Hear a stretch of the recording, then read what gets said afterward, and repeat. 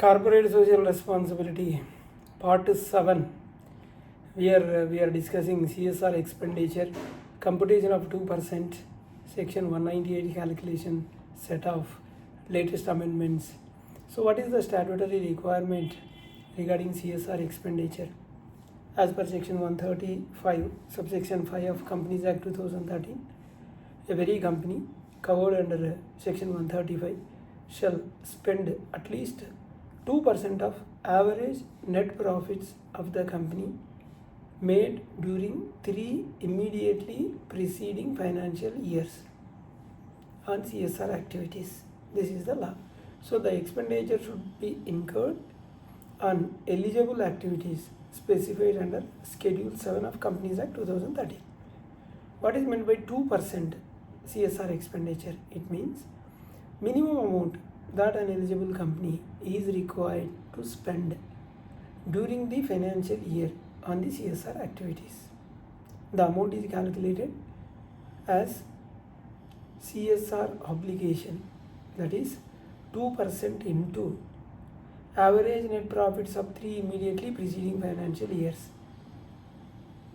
So that is the calculation. Is the 2% calculated on the profit after tax, PAT? Answer is no. This is one of the most common mistakes.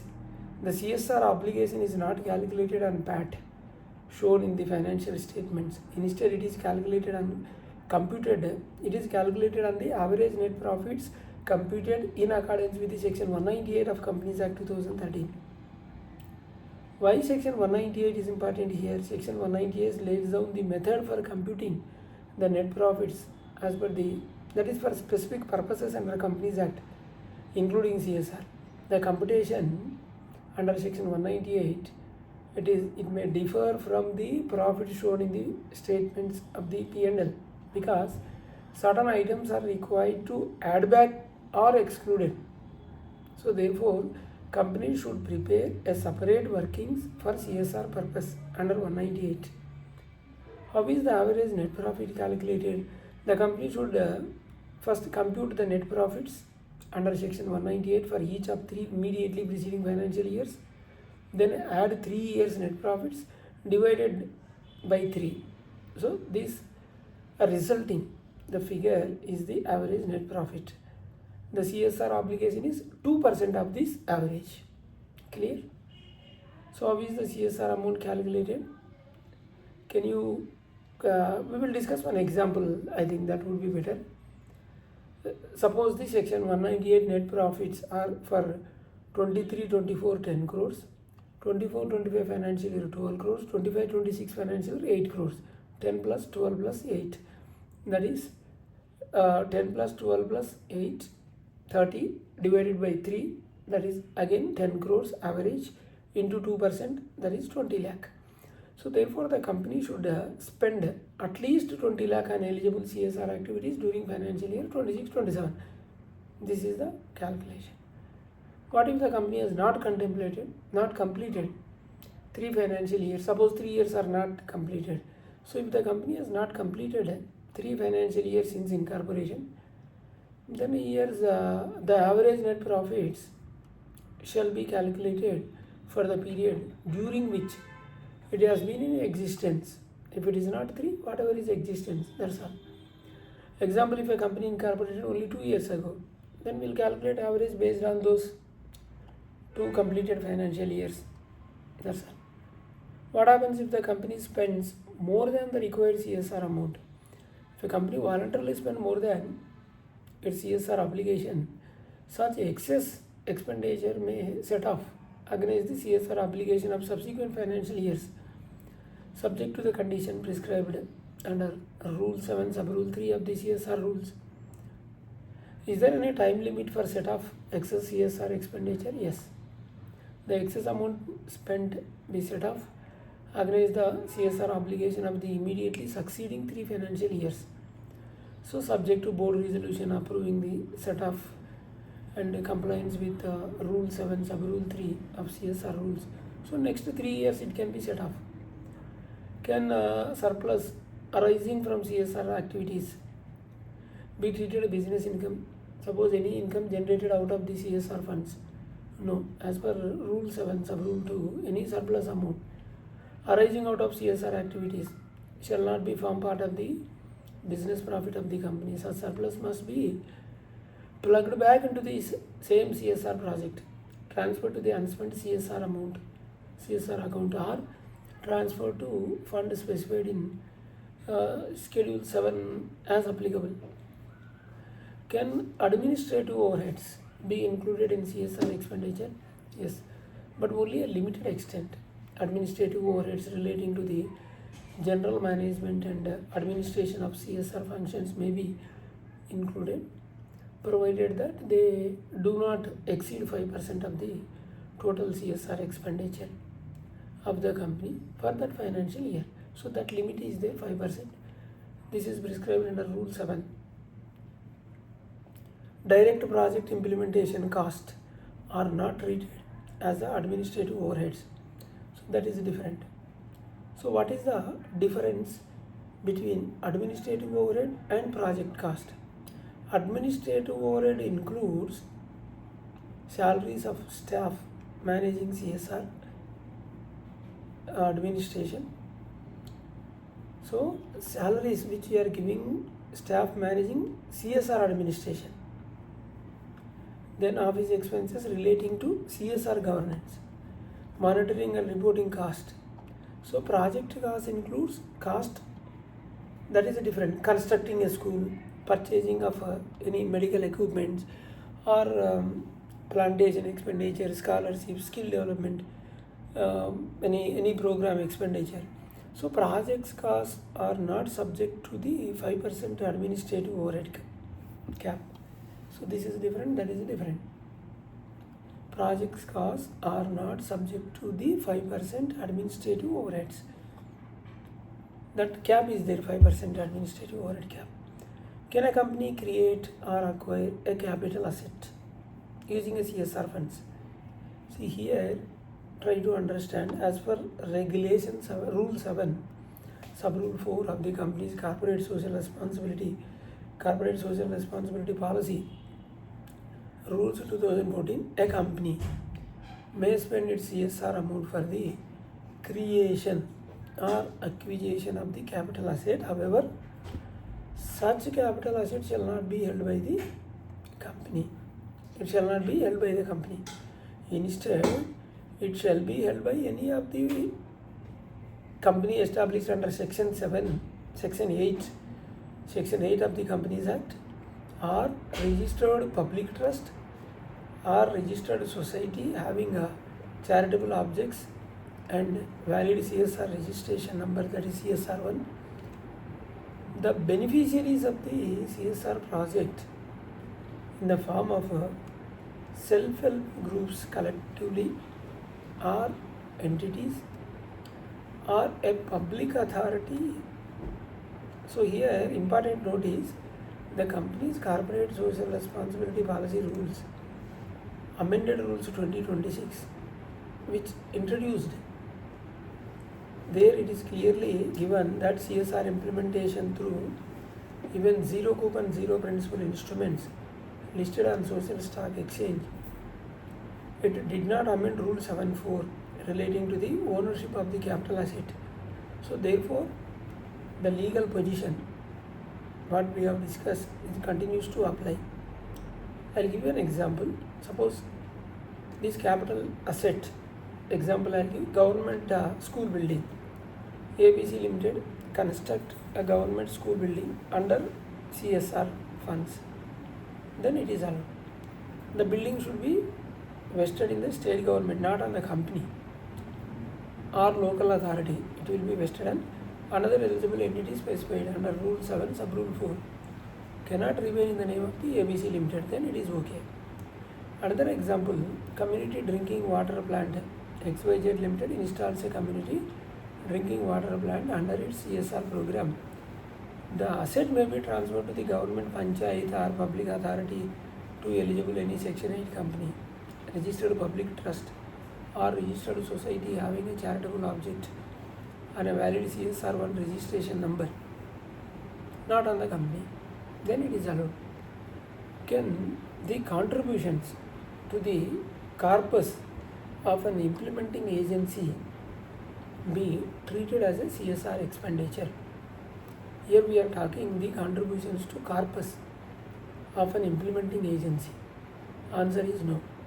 As per the company's corporate social responsibility policy amendment rules 2021 and the MCA FAQ dated 25th August 2021, they clearly mentioned the contributions made to the corpus of any implementing agency are not admissible as a CSR expenditure.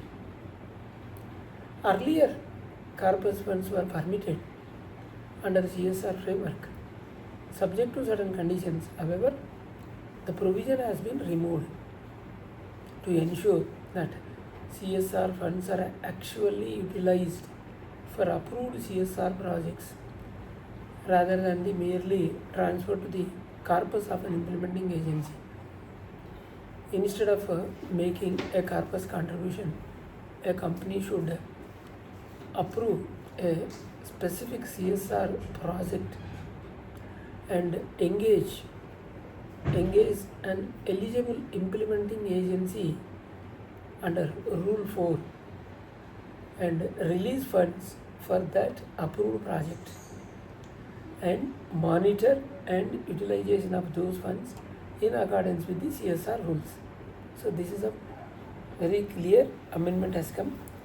So example I will give, suppose ABC Limited contribute 50 lakh to the corpus fund of the foundation, XYZ foundation, without linking to any approved CSR project. So this cannot be treated as a CSR expenditure. Another example, ABC Limited approves the project for constructing a classroom in a government school through XYZ foundation. Then this is eligible implementing agency, we can say this foundation release the funds and monitors their utilization. The expenditure on the approved project may qualify as a CSR, subject to again subject to the compliance of section 135 and CSR rules. So the key point for the companies here is the general corpus donations are no longer recognized as a CSR expenditure. CSR funds must be spent for identified, approved and monitored CSR projects with proper documentation and oversight by the board. Can an employee volunteering cost be counted towards CSR expenditure? No. The value of the employee time or salary paid for volunteering is generally not treated as a CSR expenditure. Incurred in implementing an eligible CSR project may qualify subject to the rules. So this volunteering or salary is not treated as a CSR expenditure, but some direct expenditure incurred implementing an eligible CSR project that may qualify, but that also subject to the rules. So what happens if a company fails to spend the required CSR amount? So consequences just depend on whether the unspent CSR amount relates to an ongoing project or any other project. Suppose if unspent amount relating to an ongoing project, if the unspent CSR amount relates to ongoing project approved by the board, then the company shall transfer the unspent amount to a special bank account called the Unspent Corporate Social Responsibility Account within 30 days from the end of the financial year. It has to be transferred and spend that amount on the ongoing project within the 3 financial years from the date of such transfer. If that amount remains unspent even after the expiry of the 3 financial years, it shall be transferred within 30 days from the completion of the 3rd financial year to the fund specified in Schedule 7. Second case, we can discuss unspent amount not relating to an ongoing project. If the unspent CSR amount does not relate to an ongoing project, the company shall transfer the amount to the fund specified in Schedule 7 within 6 months from the end of the financial year. So the board's responsibility, section 135 subsection 5. If the company fails to spend the required CSR amount during the financial year, the board shall specify the reasons for not spending the amount in its board's report under section 134 subsection 3. Here the important note, failure to comply with the transfer requirements under 135.5 and 135.6 attracts the penalties under 135 subsection 7 of the Companies Act 2013. So the company should strictly adhere to the prescribed timelines and for transfer and even utilization of the unspent CSR amounts. So what is the unspent CSR account? This is special bank account opened by the company for the amounts relating to ongoing projects. The unspent amount should be transferred to this special account within 30 days from the end of the financial year and utilized within 3 financial years. If not utilized, then within that period it should be transferred to the fund specified in Schedule 7 of the Companies Act within 30 days from the date of completion of the 3rd financial year. Can a company defer CSR spending to the next year? No, except the permitted under section 135 subsection 6 for ongoing projects. Company cannot postpone the CSR expenditure merely because implementation was delayed. Should CSR expenditure be approved by the board? Yes, the board should approve the CSR budget, approve the annual action plan, monitor utilization, and ensure that CSR funds are spent only on eligible projects. What documents should be maintained for CSR expenditure?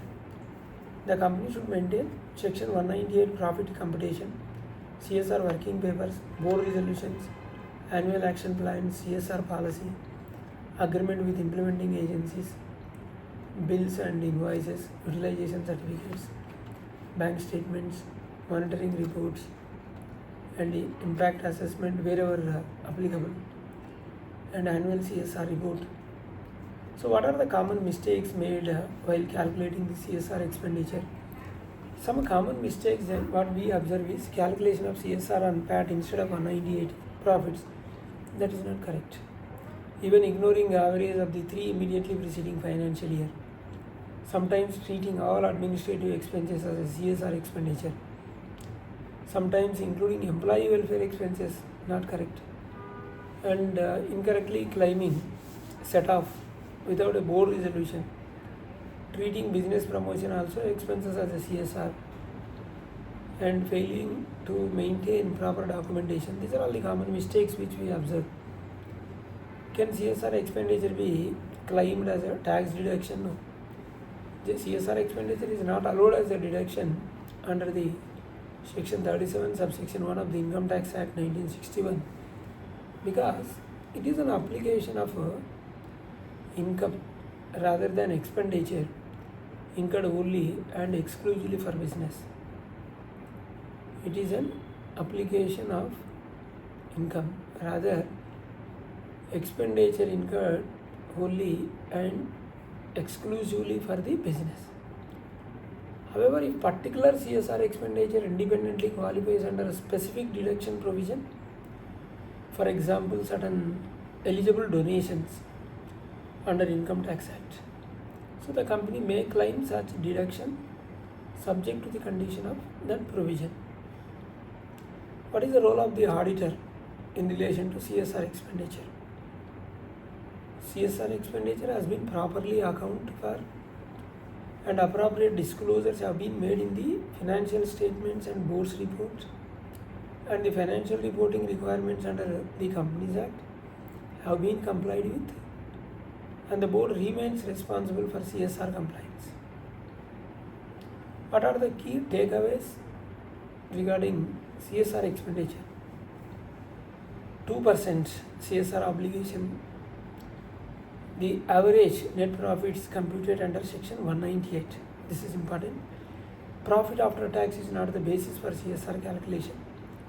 Excess CSR expenditure may be set off against the future CSR up to 3 immediately succeeding financial year, that is subject to Rule 7 sub Rule 3.